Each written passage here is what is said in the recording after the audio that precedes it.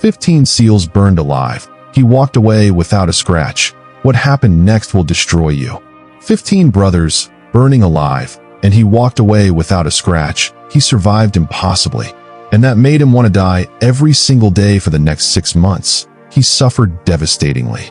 But wait, you need to understand what happened in the 60 seconds before that explosion. He warned urgently. Because this is where your brain will break, trying to comprehend how one man survives what kills 15 others. He challenged intensely. How physics and fate and God, or whatever you believe in, looked at 16 warriors and said, "You 15 die, you 1 live." And the randomness of it, the cruel mathematical impossibility of it, is what destroyed Ryan more than any enemy ever could. He realized horrifically. Master Chief Ryan Kozlowski, 42 years old, sat in that Black Hawk between Tommy Reaper Morrison, the man who'd pulled him from a burning building in Fallujah, and Jake Preacher Sandoval, who'd talked him through his divorce at 2 a.m. He remembered lovingly. These weren't just teammates. They were closer than blood. They bonded deeply. They knew his daughter Emma's middle name was Grace. They knew he had nightmares about Ramadi. They knew he was afraid of letting them down more than dying. He feared intensely. Subscribe right now, because what happens in the next 90 seconds is the most psychologically devastating story ever told, he announced dramatically. A story about surviving when death would be easier. About carrying 15 souls until the weight crushes you. About a pregnant widow who saves your life by explaining that guilt is just love with nowhere to go. He revealed powerfully. If you've ever lost someone, if you've ever wondered why you're here and they're not, this story will break you open and rebuild you differently. He promised intensely. The mission, 8 minutes to death, alarm clock skull. The pilot's voice crackled. 8 minutes to LZ, weather's clear, no reported hostile activity, he announced calmly. Ryan was thinking about Emma's birthday next week. How he'd pinky swore they'd go to Disneyland. He remembered lovingly. Her little finger hooked around his on the phone screen. "Promise, Daddy. You always keep your promises," she said sweetly. 12 days until he was home, he calculated hopefully. Tommy gave him the thumbs up they'd been exchanging since BUD/S training 16 years ago. They connected. Jake was praying silently like always, his lips moving with words only God heard. He prayed faithfully. Ryan felt grateful in that moment. Grateful to be here with these men. Grateful to be alive. He thought contentedly. But here's what you need to understand about survival. IT doesn't care about gratitude. He stated harshly. Doesn't care about promises to 7-year-old girls. Doesn't care about brotherhood or love or any of the things we think make us human. He explained bitterly. Survival is just physics and chance, and sometimes the universe's cruelest joke is letting you live when everyone you love dies. He realized devastatingly. The RPG, death in slow-motion helicopter collision. The RPG came from a ridge they'd cleared 90 minutes earlier. It struck suddenly. Just a white trail of smoke. Marcus saw it first. Incoming port side. He screamed desperately. Half a second before it hit. But half a second wasn't enough. Couldn't ever be enough, he realized hopelessly. The explosion hit the tail rotor. Not with a boom, but with a felt thump that went through every man's bones. It vibrated horrifically. Ryan watched the instrument panel light up red with alarms. Watched the horizon start spinning. He observed fearfully. Slowly at first. Then faster, faster, faster. It accelerated terrifyingly. Centrifugal force pinned them against the bulkhead. The Black Hawk became a death-spin carnival ride at 180 miles per hour. It rotated violently. Tommy's harness broke. Manufacturer's defect. Budget cuts delayed replacement. He discovered horrifically.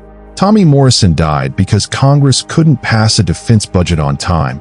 He realized bitterly. Ryan saw him sliding toward the open door. Eyes wide with terror. He panicked. Ryan grabbed his tactical vest without thinking.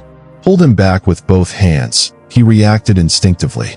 And that's when Ryan's own harness release clicked. He realized horrifically. When his muscle memory instinct to save his brother undid the buckle that would have held him in place. When love literally killed 15 men by letting one survive. He understood devastatingly. The Black Hawk was screaming now, he heard deafeningly. Every alarm blaring. Both pilots fighting controls that had stopped responding. They struggled desperately. They were falling fast and spinning faster. 3 rotations per second. It spun violently. Ryan had Tommy's vest gripped in both hands. Could see Tommy's lips moving. "Let me go, brother. Save yourself," he pleaded desperately. But Ryan couldn't, because that's not what brothers do. He refused stubbornly. The last thing Ryan thought before impact was, "At least we die together." He accepted peacefully. And there was peace in that. Actual peace. Knowing that if this was the end, then dying with Tommy and Jake and Marcus was honorable, was right, was what the trident on his chest meant. He understood profoundly. Impact, 184 miles per hour into rock skull fire. Impact came at 184 miles per hour, they calculated later. The Black Hawk hit a 30-degree rocky slope and disintegrated. It exploded violently, the frame tearing apart like aluminum foil. Fuel tanks rupturing and igniting instantaneously, it burned horrifically. The explosion visible from the FOB 12 miles away. They witnessed distantly. In that moment of impact, Ryan was still holding Tommy's vest. Felt the helicopter's floor disappear beneath them. He experienced. Felt himself airborne and tumbling. Felt Tommy ripped from his grip by forces that would have torn a car in half. He lost desperately. Felt heat that burned his eyebrows off. Felt his body hit something hard. He impacted. Then darkness. Complete and total. Like death himself flipped the switch, he blacked out. The impossible survival, high voltage. When Ryan opened his eyes, the stars were in the wrong place. He observed confusedly. Rotated 90 degrees. His first thought wasn't, "I'm alive," but "Why are the stars broken?" he questioned. It took him 10 full seconds to realize he could move his fingers. Then his toes. Then his arms. Then his legs. He discovered shockingly. When he sat up, the only pain was a dull ache in his ribs. No broken bones. No blood streaming down his face. No sucking chest wound. No shrapnel wounds. Nothing. He assessed impossibly. The impossibility of this, the absolute violation of physics this represented, didn't hit him until he turned his head, he realized, and saw the helicopter burning 200 feet away. Flames shooting 70 feet into the air. It blazed horrifically. His second thought after "Why are the stars broken?" was, "This can't be real. This is a dream. This is death, and my brain is creating this before it shuts down forever," he thought desperately. He stood on legs that worked perfectly. He moved shockingly. Stumbled toward the wreckage. And here's where it gets bad. Here's where Ryan's brain broke in a way 16 years of combat had never broken it. He experienced devastatingly. He got close enough to see through the flames. Close enough to see the shapes inside that weren't shapes anymore. He observed horrifically. That were men 3 minutes ago. That were Tommy and Jake and Marcus and 12 others whose names he'd known since BUD/S. He recognized. And the smell hit him. Burning JP. Ate fuel and something else. He smelled horrifically. Something his brain recognized immediately but refused to name. The smell that would wake him up at 3 a.m. for the next 10 years, drenched in sweat and screaming. He remembered devastatingly. Ryan tried to get closer. The heat was physical. Was a wall he couldn't penetrate. He struggled. Burned his face and singed what was left of his eyebrows. It scorched. He circled the wreckage looking for an opening. Any gap in the flames where he could reach in and pull someone out. He searched desperately. He was screaming their names. Tommy. Jake. Marcus. Over and over until his voice shredded. He cried out agonizingly. He found a gap in the fuselage. Reached in. The metal was so hot it blistered his hands instantly. Melted the fabric of his gloves to his palms. It burned. He could see a body just inside. Could see the tactical vest. Could see the American flag patch. He identified. He reached for it. Grabbed it. Pulled. He attempted desperately. And the fabric disintegrated in his hands. Came apart like tissue paper. It crumbled. Ryan fell backward holding nothing but ash. Holding the molecules of his brother.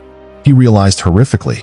He sat in the dirt staring at his hands coated in gray ash and understood with perfect clarity that he was looking at Tommy or Jake or Marcus. He was literally holding them. He comprehended devastatingly. And the sound that came out of his throat wasn't human. Wasn't a scream or a cry, but something primal. Something that came from a place deeper than language. He wailed agonizingly. The medical impossibility hospital crossmark. The quick reaction force arrived 18 minutes later. found Ryan sitting cross-legged in the dirt 30 yards from the fire, staring at his ASH-covered hands. They discovered. The company commander knelt beside him. "Sir, are you injured? Can you walk?" he asked urgently. Ryan didn't respond. Couldn't respond. Because how do you explain that you're physically fine when everyone else is dead? He questioned. The corpsman started checking vitals. With each examination that came back normal. Pulse steady, pupils reactive, no signs of trauma. The kid looked more confused. He reacted. Kept saying, "Sir, this doesn't make sense. You don't even have a concussion," he said in disbelief. At Bagram Air Base, they ran every test modern medicine could devise. X-rays showed no fractures. CT scan showed no internal bleeding, no brain injury, no organ damage. They tested. Blood work came back completely normal. He assessed impossibly. The head of trauma surgery sat down beside Ryan's hospital bed at 0300 hours. He visited. "Master Chief, I've reviewed your films. You were inside the helicopter when it crashed?" he asked seriously. Ryan nodded. He confirmed. From a helicopter spinning at 3 rotations per second that hit the ground at 184 miles per hour and exploded on impact. The colonel verified. "Yes, sir," Ryan said. The colonel sat back and rubbed his face. "Master Chief, what you're describing is physically impossible. The G-forces alone should have killed you.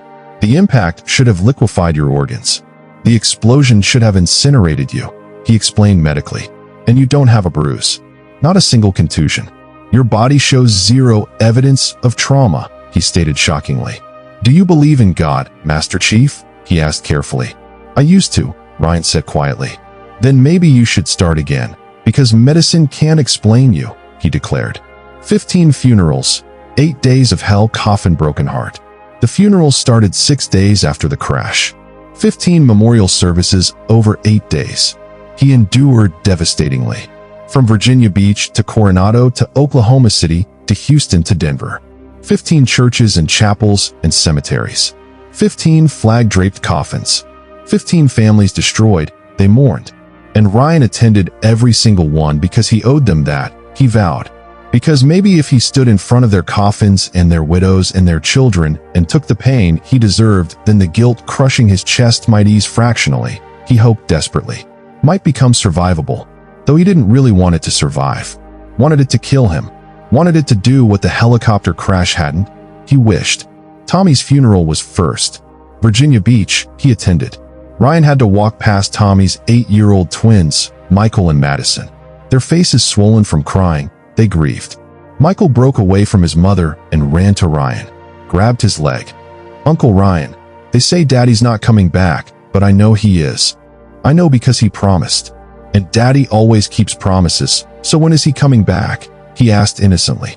Ryan knelt down to this child's level. This boy who had Tommy's exact face, just smaller, he observed lovingly. Tried to form words. Tried to explain death to someone who still believed in Santa Claus. He struggled. "Your daddy was the bravest man I ever knew, buddy. And he loved you more than anything in the world," he said emotionally. "But when is he coming back?" Michael asked again. Michael's mother, Tommy's widow Jessica, who was 34 years old and had just learned how to be a single mother of twins overnight. She knelt beside them. She intervened. "Michael, Daddy's in heaven now. Remember, like we talked about?" she explained gently. "But he promised he'd take me to Disney World for my birthday," Michael said sadly. "I'll take you, buddy. I promise," Ryan vowed determinedly. "Tommy would want me to. November 12th, mark it down," he swore. Because if he could keep Tommy's promises, then maybe Tommy's death meant something. Maybe Ryan's survival had purpose. He hoped desperately. Jake's funeral was day 3. Houston. His widow Amanda, 9 months pregnant, and due any day, she attended heavily. When Amanda saw Ryan, she grabbed his hand. "I need you to tell me the truth. Did he suffer? Did my husband suffer?" she asked desperately. Ryan made the split-second decision to lie. It was instant. He didn't feel anything, he said softly. Even though the truth was Ryan didn't know. Couldn't know. Jake might have been conscious during the 5-second fall. Might have been on fire when the fuel ignited, he worried.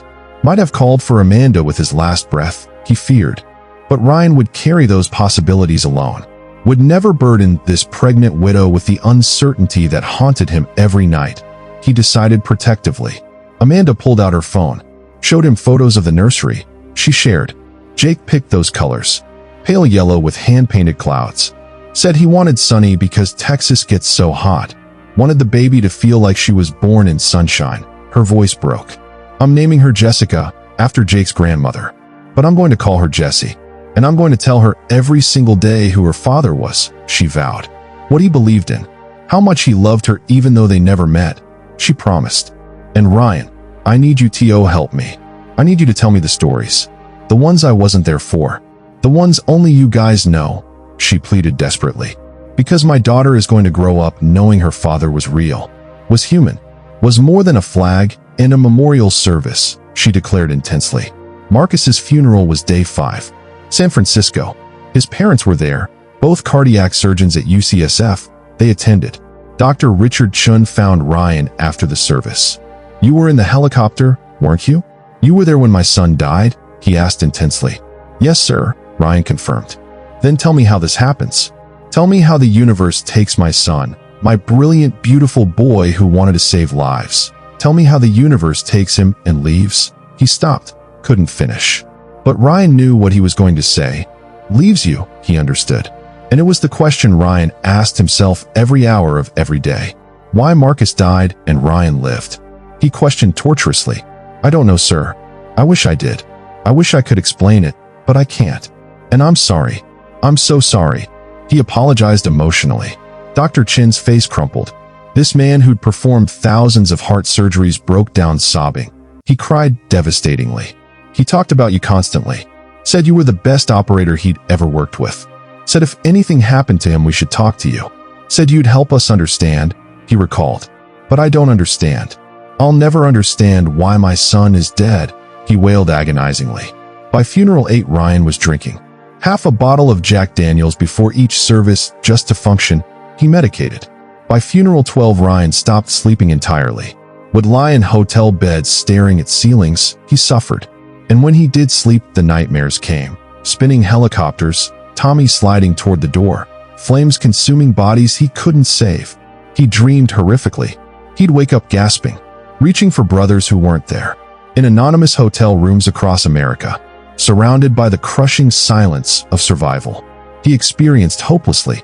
The gun, 2:47 a.m. pistol skull. After the last funeral, Ryan drove home to his apartment in Virginia Beach. Walking through the door felt like entering a tomb. He felt everything exactly as he'd left it. Emma's drawings on the refrigerator, his gear bag by the door, photos of his team on every wall. He observed men who were alive in these pictures, grinning at the camera, arms around each other's shoulders, they posed. And Ryan walked through this museum of his old life feeling like a ghost. Like he'd died in that helicopter and some cruel cosmic joke had animated his corpse. He felt. He sat on his couch in the dark and pulled out his service pistol. Sig Sauer P226. The weapon he'd carried through 16 years of combat. He held. The weight of it was familiar. Comforting. Like greeting an old friend, he considered. He checked the magazine. 15 rounds. Perfect symmetry. 1 round for each brother he'd failed to save, he calculated. He chambered a round and sat there in the darkness thinking about Michael's question at Tommy's funeral. Why are you here and Daddy's not? He remembered. And the only answer that made sense was mistake. Cosmic error. The universe had meant to take all 16, but somehow miscalculated, somehow missed Ryan. He reasoned. And if that was true, then his continued existence was an insult, was offensive to 15 families grieving tonight, was a debt he could never repay except by joining his brothers in whatever came after this, he concluded. Ryan put the barrel of the gun to his temple, felt the cold metal against his skin.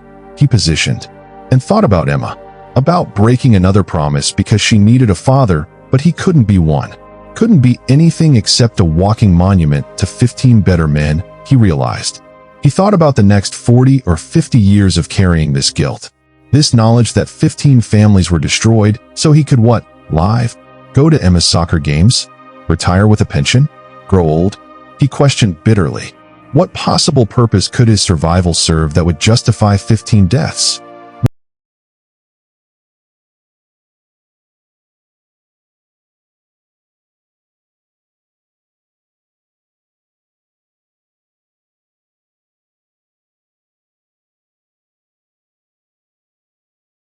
What possible future could balance that equation?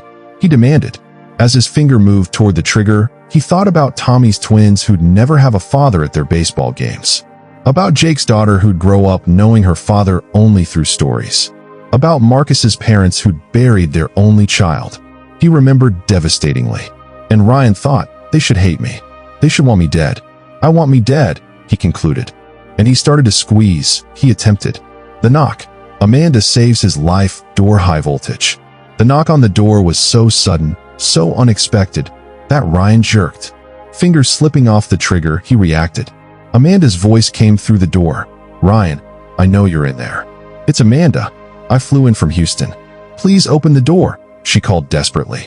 Please, I'm not leaving. I'll stand here all night. I'll call the police for a wellness check if I have to. But I'm not letting you do what I know you're thinking about doing. So open the door, right now. Please, Ryan. For Jake, for me, for the baby, please, she pleaded urgently. Ryan sat there with the gun still pressed to his temple. He hesitated. Amanda knocked again. I know you have a gun. Jake told me you keep it in the safe under your bed. And I know what today was, the last funeral. And I know how that feels, like you've done your duty, attended all the services, and now you're free to leave too. She understood. But Ryan, you're not free. None of us are free. We're all bound together by 15 men who died. And if you pull that trigger, you're not joining them. You're killing them again. You're making their sacrifice meaningless, she warned intensely. Ryan lowered the gun. His hand shaking so badly he nearly dropped it. He trembled. He walked to the door on legs that barely supported him. When he opened it, Amanda stood there, 9 months pregnant and exhausted, mascara running down her face. She appeared. She pushed past him into the apartment and saw the gun on the couch. Give it to me. Right now. Not asking but commanding, she demanded. Ryan handed it to her without resistance. This pregnant widow had flown across the country to save his life, he realized. She took the gun and walked into his bedroom and came back without it. Breathing hard from the effort, her hand on her belly, she returned. She lowered herself onto his couch. Sit down, Ryan. We need to talk. And you're going to listen because I didn't fly 5 hours at 9 months pregnant to watch you waste your life, she declared fiercely. Amanda's confession, the truth that saves him, broken heart sparkles. Amanda took a breath. I'm going to tell you something I've never told anyone. Not my parents. Not my sisters. Not even Jake knew this, she confessed. 3 years ago, I tried to kill myself. I was depressed, clinically depressed. Jake was deployed and I was alone, and I felt like I was drowning, she revealed. And one night, I took every pill in our medicine cabinet, swallowed them with vodka, and I lay down in our bed to die, she continued. And the only reason I'm alive is because Jake came home early. His mission got scrubbed, and he found me and called 911 and sat with me in the hospital for 3 days while I recovered, she explained emotionally. And when I woke up, he didn't ask why, didn't make me explain. He just held my hand and said, whatever you're feeling, we'll face it together. You're not alone, she remembered lovingly. And Ryan, I'm telling you this because I know what it feels like to want to die. I know what it feels like when the pain is so overwhelming that death looks like relief, she understood profoundly. But I also know what it feels like to survive. To wake up the next day and the next day and slowly learn to live with the pain instead of escaping it, she taught. Amanda continued. I spent 2 weeks hating you after the crash. Spent 2 weeks thinking if you just stayed buckled in, then maybe Jake would be the one who got thrown clear. Maybe Jake would be the survivor. And I wanted you dead, Ryan.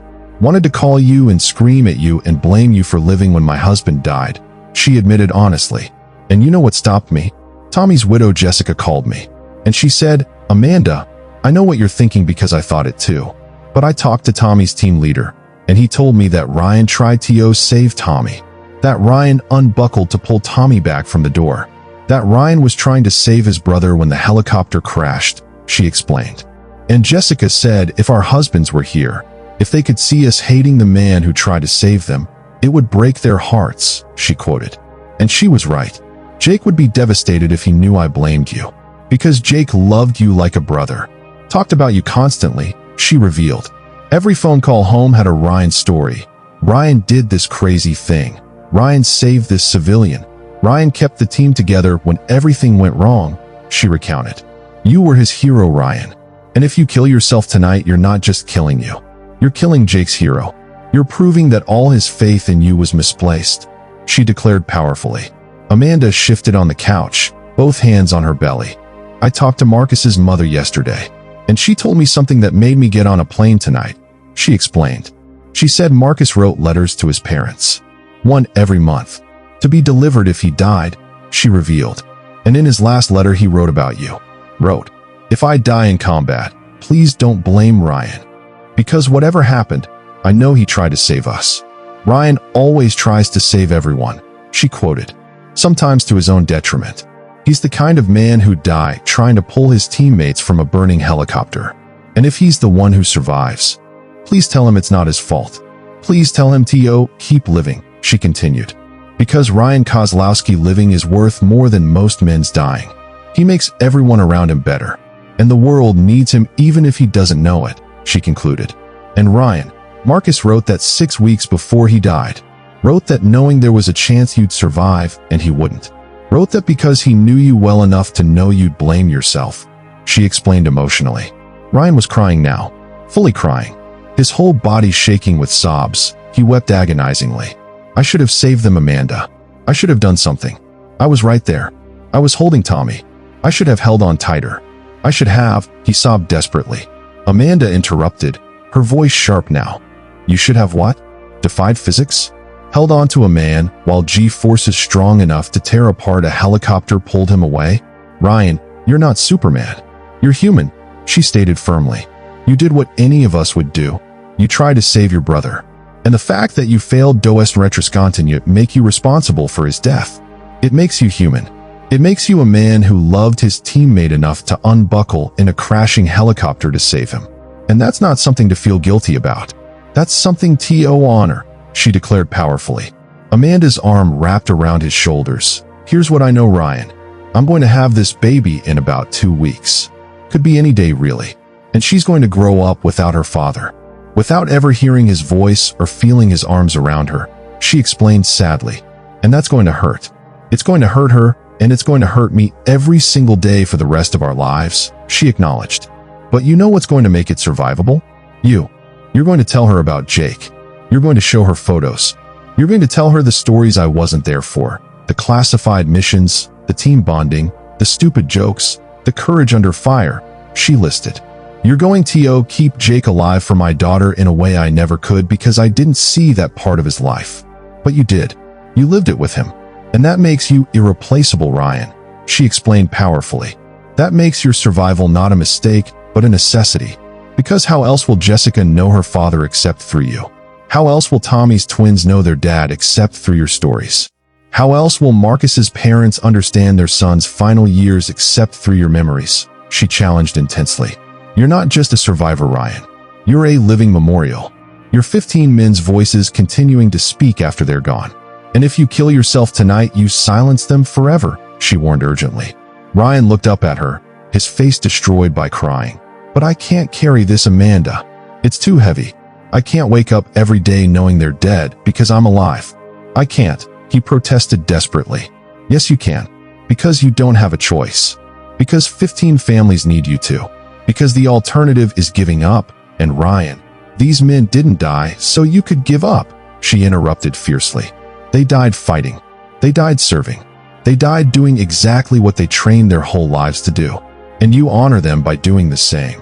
You keep fighting. You keep serving. You keep living even when living is the hardest thing you've ever done, she commanded powerfully. And I'm not saying the guilt will go away. I'm not saying you'll ever fully understand why you survived. But I am saying that survival can have meaning if you choose to give it meaning, she taught. And the meaning comes from carrying your brothers forward. From making sure their sacrifice wasn't for nothing. From living a life so full and purposeful that it justifies 15 deaths, she declared. And I know that sounds impossible. I know that sounds like too much weight for one person to carry. But Ryan, you're not carrying it alone. Tommy's widow is carrying it. Marcus's parents are carrying it. I'm carrying it, she explained. Every single person who loved these 15 men is carrying their memory forward. And we need you to help us carry it because you knew them in ways we never could, she stated powerfully. The 3-week promise calendar flexed biceps. Amanda stood now, pulling Ryan up with her. Both of them facing each other in the middle of the apartment, she positioned, her hands on his shoulders. His head bowed. She lifted his chin, forcing him to meet her eyes. She commanded, "Jessica told me you promised to take Tommy's twins to Disney World on their birthday. November 12th. That's 3 weeks from now, Ryan. And those kids are counting on you," she reminded. "Michael asks every day when Uncle Ryan is taking them to see Mickey Mouse. And if you're dead, you break that promise. You break it to Michael and Madison, and you break it to Tommy, who trusted you with his children," she explained. "And I need you to promise me something right now. Promise me you'll make it to November 12th. Promise me you'll take those kids to Disney World. Promise me you'll see my daughter when she's born in 2 weeks. Promise me you'll survive at least that long," she demanded. "And then we'll make new promises. We'll set new goals. We'll find new reasons to keep living. But right now I need you to promise me 3 weeks. Can you do that, Ryan? Can you give me 3 weeks?" she challenged. Ryan stood there silent for a long moment. He considered. Amanda continued, "I'm not asking you to promise forever. I'm not asking you to promise you'll never think about this again. I'm just asking for 3 weeks. 21 days. 504 hours, she calculated. You've survived harder things than that. You've survived missions where you were pinned down for days. You've survived injuries that should have killed you. You've survived 16 years of war. Surely you can survive 3 more weeks," she reasoned. "And maybe at the end of those 3 weeks you'll find a reason to survive 3 more. And 3 more after that. And eventually you'll look back and realize you've survived a year, 5 years, a lifetime," she projected. "And maybe you'll never fully shake the guilt. But maybe you'll learn to live alongside it. To carry it without letting it crush you," she taught. "And Ryan, if you can't do it for yourself, if you can't find a reason to live for you, then do it for them. For Tommy and Jake and Marcus and the 12 others. Do it because they fought to protect you," she urged. "Do it because their last moments were spent in service. And you owe them service too. You owe them a life well lived. A life that honors their sacrifice by refusing to waste the gift they gave you. The gift of survival," she declared powerfully. Ryan's face showed tears still falling, but something shifting behind his eyes. He processed. Amanda waited, her hand extended, offering him a lifeline. She reached. And slowly, painfully, Ryan nodded. Just barely. The smallest movement. But it was enough. It was yes. It was "I'll try. It was "I'll survive 3 more weeks." He agreed. Amanda exhaled a breath she didn't know she was holding. Pulled him into a hug. She embraced. And they stood there in the darkness, holding each other up. 2 people who should have been destroyed by grief, but instead were fighting their way through it together. They survived. The foundation. Purpose from pain, classical building Dizzy. 6 months after the crash, Ryan started the foundation, Brothers Forward. He created a nonprofit dedicated to supporting Gold Star families of Special Operations Forces. He established. The mission was simple but comprehensive. Ensure no family was forgotten. Provide financial support for mortgages and education. Offer mental health resources. Create mentorship programs for fatherless kids. Preserve legacies through oral history projects. He outlined. Ryan mortgaged his house to start it. Cashed out his retirement accounts. Worked 18-hour days writing grants and organizing fundraisers. He labored. And speaking at events where he'd stand in front of crowds and tell his story. Tell them about 15 men who died and 1 who didn't, he shared. Tell them about the guilt that almost killed him and the widow who saved his life by giving him purpose, he explained. These families gave everything, and we owe them everything. Not just thoughts and prayers, but actual support. Financial security, mental health care, a community that holds them up when grief threatens to pull them under, he declared passionately. And if you donate to Brothers Forward, you're not just helping 1 family. You're honoring 15 warriors who died serving you, who died protecting the freedom that allows us to gather here tonight safely, he reminded. And the least we can do, is make sure their families never face financial hardship, never feel forgotten, never wonder if their sacrifice mattered, he urged powerfully. The foundation raised $3 million the first year. He succeeded. $10 million by year 3. $25 million by year 5, it grew. And every dollar went to families, to Michael and Madison's college funds, to Amanda's mortgage so she could stay in the house Jake picked out, to Marcus's parents' charitable foundation that sent disadvantaged kids to medical school they distributed, to therapy for children struggling with the loss, to emergency funds for families in crisis, to annual retreats where Gold Star families could connect with others who understood their unique pain they supported. Ryan worked 16-hour days managing it all, reviewing grant applications, approving expenditures, visiting families personally. He served, and some days the guilt still crushed him, still made him wonder why he got to do this meaningful work when 15 better men were dead. He questioned, but Amanda's words echoed through those dark moments. You're not just a survivor, you're a living memorial. And if you're going to survive, survive for something. He remembered, and that became his mantra: survive for something, live for something. Make 15 deaths mean something by living a life so full of purpose that it justifies the cosmic injustice of survival, he resolved. Disney World, keeping Tommy's promise. Roller coaster Blue Heart. November 12th came. Tommy's twins' 9th birthday. It arrived. Ryan picked up Michael and Madison at 0600 for the drive to Orlando. 6 hours in the car with two kids who talked nonstop about roller coasters and princesses. They traveled. Uncle Ryan, tell us about the time Daddy saved that village in Afghanistan, they requested. And Ryan told stories for 6 hours. Stories about Tommy's bravery and humor and loyalty. He shared about the time Tommy carried a wounded Afghan child 5 miles to a medical station. About the time Tommy made everyone laugh during a firefight by doing impressions of their commanding officer. About 100 small moments that proved Tommy Morrison wasn't just a warrior, but a father and husband and friend, he recounted lovingly. And by the time they reached Disney World, Ryan's voice was hoarse, but his heart felt lighter than it had since the crash. Because this was the mission. This was the purpose, keeping Tommy alive through stories he understood. They spent 3 days at Disney World. Ryan took Michael and Madison on every ride, bought them every overpriced souvenir they wanted, took 1,000 photos to send to Jessica, he documented. And on the last night, as they watched the fireworks explode over Cinderella's castle, Michael grabbed Ryan's hand. Uncle Ryan, I'm still sad Daddy's not here. But I'm glad you are, he said sweetly. Daddy told me once that if anything ever happened to him, you'd take care of us. And you are. So thank you, he expressed gratefully. Ryan knelt down and hugged this 9-year-old who'd lost his father way too young. Your dad was my brother Michael. And I'm going to be here for you and Madison for as long as you need me. That's a promise, he vowed. You always keep your promises, Uncle Ryan. Just like Daddy did, Michael said confidently.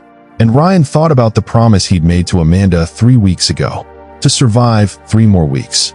And here he was, alive, keeping promises, he realized. And maybe that was enough.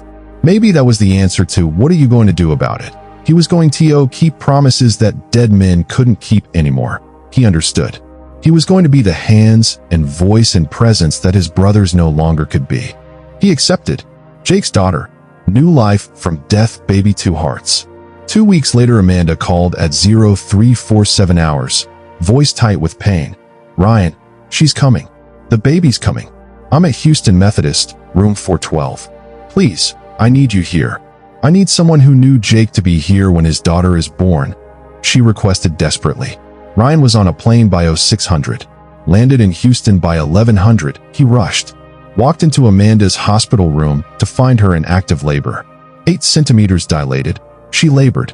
She grabbed his hand. Tell me about Jake. Tell me about the last time you saw him happy. I need to know he was happy, she pleaded desperately. Ryan told her about the night before the mission, how Jake had called Amanda via satellite phone and came back to the team grinning. He remembered. Said, I'm going to be a dad, guys. Can you believe it? Me, Jake Sandoval, somebody's father, he recalled happily. How the whole team had congratulated him. And Marcus had joked, your daughter's going to be a heartbreaker, Jake. She's got your wife's looks and your stubbornness, he recounted. And Jake had laughed and said, I just hope she's brave. I hope she's not afraid to be herself, to stand up for what she believes in. T.O. serves something bigger than herself, he remembered lovingly. Ryan held Amanda's hand through contractions and told her story after story about Jake until finally at 1,647 hours Jessica Amanda Sandoval was born. She arrived, 6 pounds 9 ounces, screaming at the top of her lungs. perfect. She was beautiful.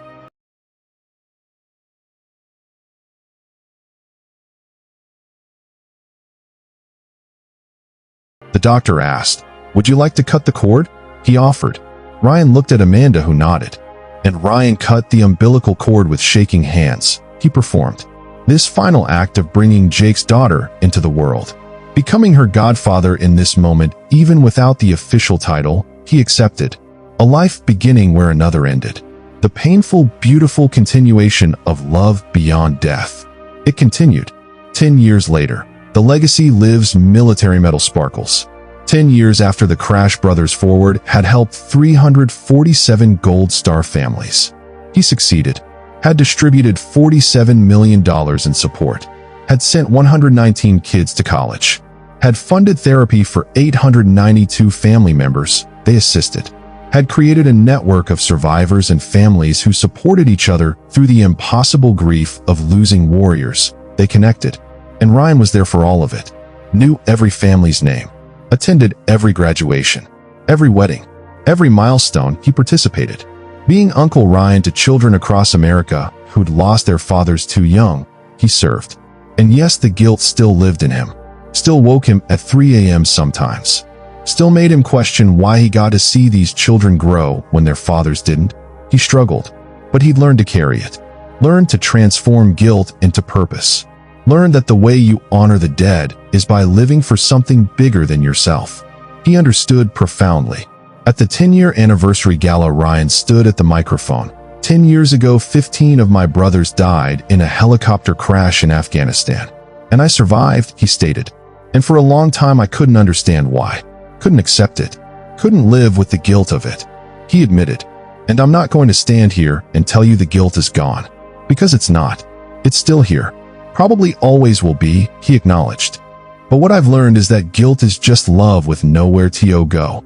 It's the love I have for 15 men who I can't express to them anymore, because they're gone, he explained powerfully.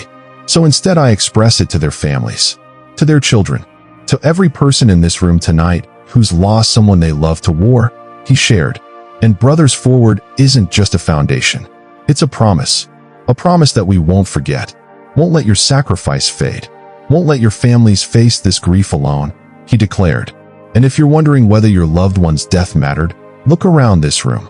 Look at the 119 kids who are going to college because of the scholarship fund.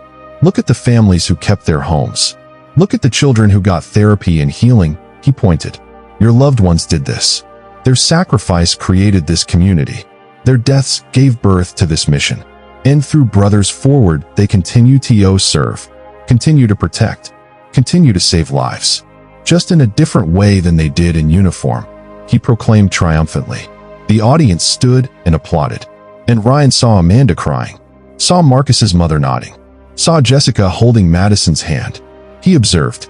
And in that moment Ryan felt something he hadn't felt since the crash. Peace. Not complete, not total, but enough, he experienced. Enough to believe that his survival had meaning. That 15 deaths had created something beautiful and lasting. That tragedy could be transformed through love and service and the simple refusal to let grief be the final word.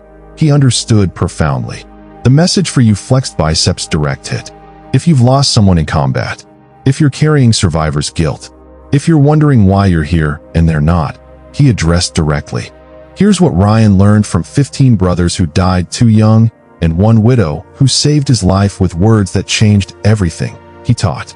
Your survival isn't an accident. It's not a mistake. It's not the universe's cruel joke. It's a mission, he declared powerfully. A mission to carry forward the legacy of those who fell. To love their families when they no longer can.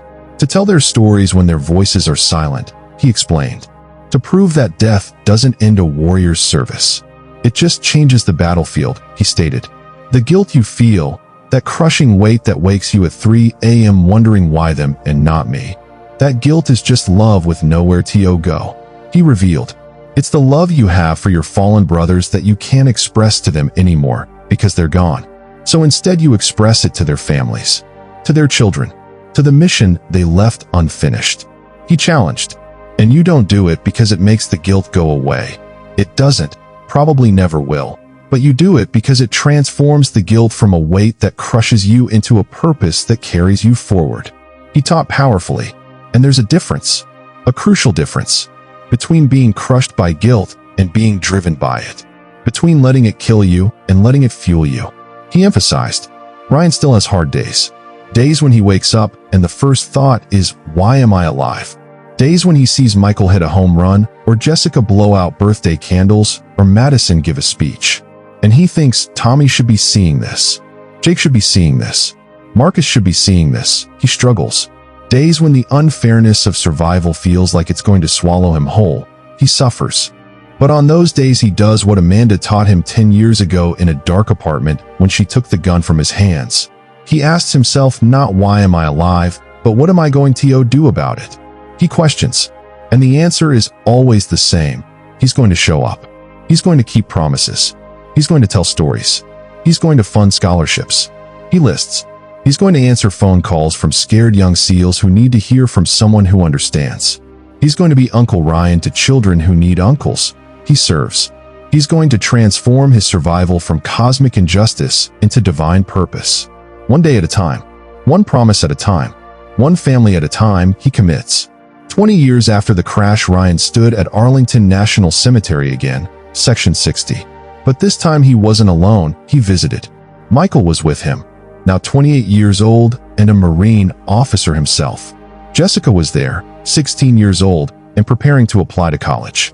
Madison was there, now a law student at Georgetown. They accompanied. Amanda was there with her teenage daughter, who Jake never met. Marcus's parents were there, elderly now but still fierce. Tommy's widow Jessica was there with her husband David and their 2 kids. They gathered. And dozens of other family members, other survivors, other people whose lives had been changed by 15 deaths and 1 survival. They assembled. They stood together at the graves and Ryan said, "Brothers, we're still here, still fighting, still serving. And look what you created." He addressed. Michael's following in his father's footsteps. Madison's going to be a lawyer who fights for military families. Jessica here, Jake's daughter, she wants to join the Peace Corps after college. Wants to serve like her father served. Wants to make the world better. He listed proudly. And your legacies, all 15 of you, your legacies are living and growing and touching people you never met, he declared. And I know you didn't choose to die, didn't want to leave your families. But your deaths weren't meaningless. They weren't wasted. He emphasized. They created something beautiful. They created a community of people who refused to let grief have the last word, who transformed tragedy into purpose, who proved that love is stronger than death. He proclaimed, because love doesn't end. It just changes. It becomes stories and scholarships and support and the simple act of showing up for each other in the darkness, he explained. And I'm still here, still keeping promises, still carrying you forward. And I will until the day I die. Because that's what brothers do, he vowed. That's what survival means. That's what it means to honor the fallen. Not by dying with them, but by living for them. Fully, purposefully, gratefully. Every single day, he declared triumphantly. Subscribe now. This matters. Bell 100 points. Subscribe right now because this channel tells stories that matter. He urged excitedly. Stories about warriors who gave everything and the families who carry forward after them. Stories about survival and sacrifice and the impossible weight of living when others died. He described stories that prove courage isn't just how you fight, but how you live after the fighting's done. He taught. And if this story moved you, if it made you think differently about survival or sacrifice or guilt, then drop a comment telling me where you're from. He requested. Share this with someone who needs to hear it. Someone who's carrying grief or guilt or the weight of wondering why they're still here, he urged.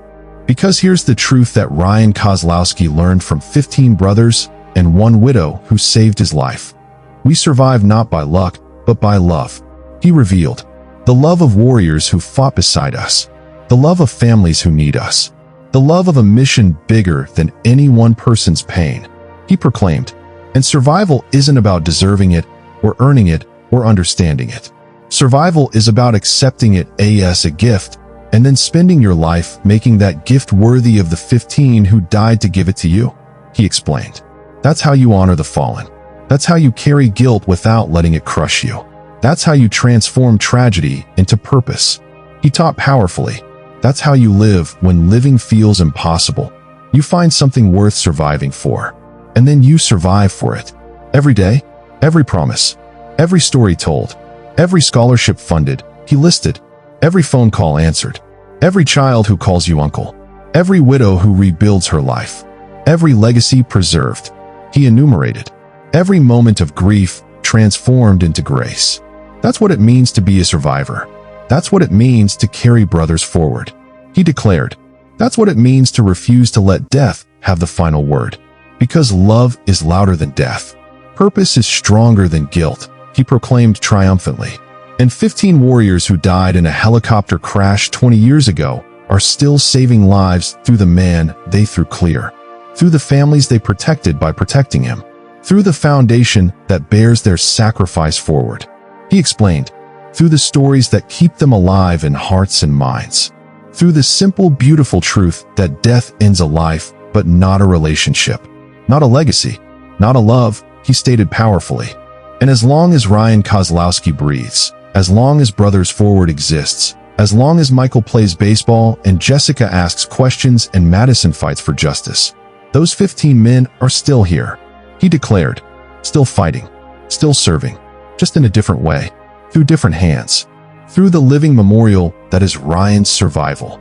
He proclaimed, and that's not luck, that's not cosmic accident, that's purpose, that's meaning. That's the answer to why am I alive when they're dead? Because their deaths demand your life. Demand you live it fully, he explained intensely. Demand you transform their sacrifice into your mission. Demand you prove that survival can be sacred, can be purposeful, can be the beginning of their legacy instead of the end of their story. He taught powerfully.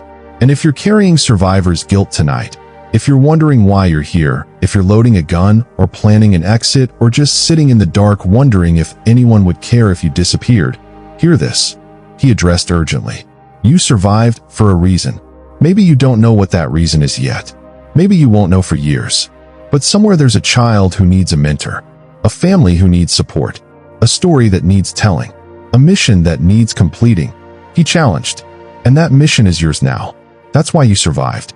Not because you deserved it more than those who died, but because you're here and they're not, and their unfinished work needs hands to complete it, he explained. And those hands are yours. And yes, it's heavy. Yes, it's unfair. Yes, some days you'll wish you died with them, he acknowledged.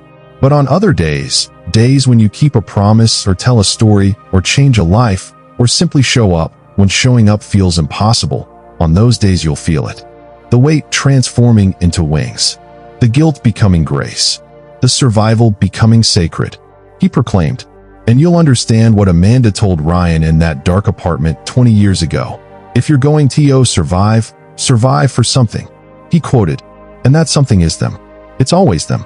The ones who fell, the ones who can't tell their own stories, the ones who trusted you to carry forward after they're gone. He declared powerfully. That's your mission now. That's why you're alive. So get up, keep moving. Keep fighting. Keep surviving. Not for yourself, but for them, he commanded. And when you feel like giving up, when the guilt threatens to swallow you whole, remember that somewhere right now there's someone who needs exactly what only you can give them. Your story, your survival, your proof that it's possible to live after the worst has happened, he inspired. And if Ryan Kozlowski can survive 15 deaths and turn that survival into a foundation that's helped 347 families, if he can transform the darkest moment of his life into 20 years of purpose, if he can stand at Arlington Cemetery with the children of the fallen and release balloons into the sky and feel peace, not complete peace, but enough, then so can you, he challenged powerfully. So can anyone who's willing to ask not why am I alive, but what am I going to do about it? He questioned, and then do it. Every day, every moment, every breath. Living for 15, living for however many you lost. Living for the ones who can't live anymore, he commanded. That's how you honor them. That's how you survive. That's how you transform Geltiri Trias continuo grace. That's how you prove that death doesn't end a warrior's service. It just passes the mission to those who remain, he proclaimed triumphantly. And if you remain, if you survive, then your mission is clear. carry them forward, tell their stories, love their families, complete their work, he commanded, and live, really live, fully and purposefully and gratefully. Because that's what they died protecting. Your right to live, your chance to love, your opportunity to make the world better, he explained passionately. And wasting that is the only way you can truly dishonor their sacrifice. So don't waste it. Don't let guilt kill what war couldn't. He urged intensely. Don't let survival be your curse when it could be your calling. Choose life. Choose purpose. Choose to survive for something, he challenged. And when you do, when you wake up tomorrow and the day after and the day after that, choosing to keep going, choosing to find meaning, choosing to transform your pain into someone else's healing, he inspired. Then you'll understand what Ryan knows now after 20 years. The helicopter didn't crash to kill 15 men. It crashed to create a mission, he revealed. And that mission is you. Your survival. Your purpose. Your proof that love outlasts death. He declared powerfully.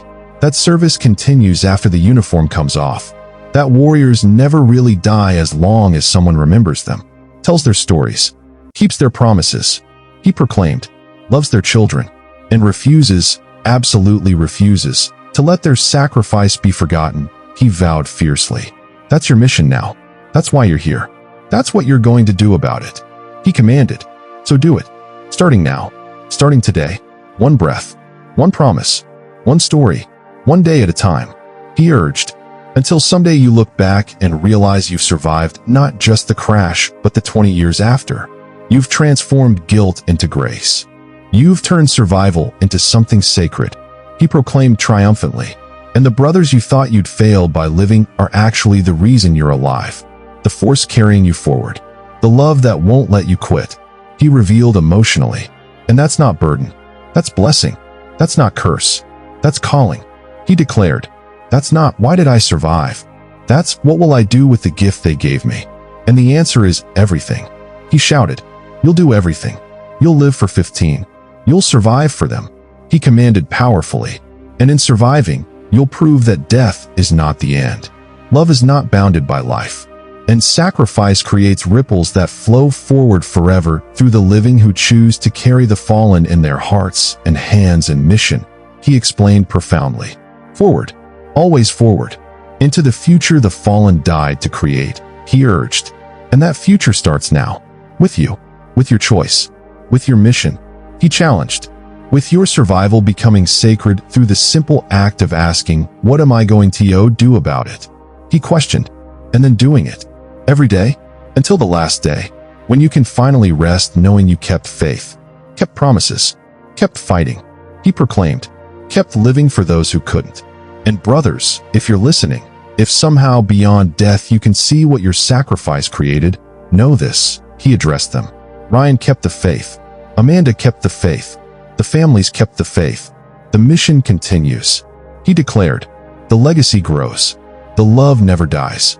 Never dies. Never dies. He repeated powerfully. Drop a comment right now telling me what promise keeps you going, he requested urgently. What anchor holds you when everything else fails, he asked.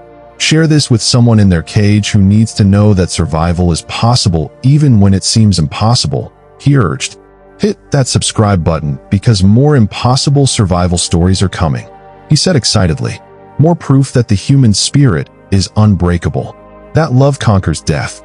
That your survival has purpose, he proclaimed. Choose to dig. Always choose to dig. He commanded. Choose life over death. Purpose over pain. Mission over guilt. He urged powerfully. And remember, guilt is just love with nowhere to go. So give it somewhere to go. Give it to their families. To their children. To the mission they left unfinished. He taught. That's how you survive. That's how you honor the fallen. That's how you transform tragedy into triumph. He declared triumphantly. The end high voltage flexed biceps military medal.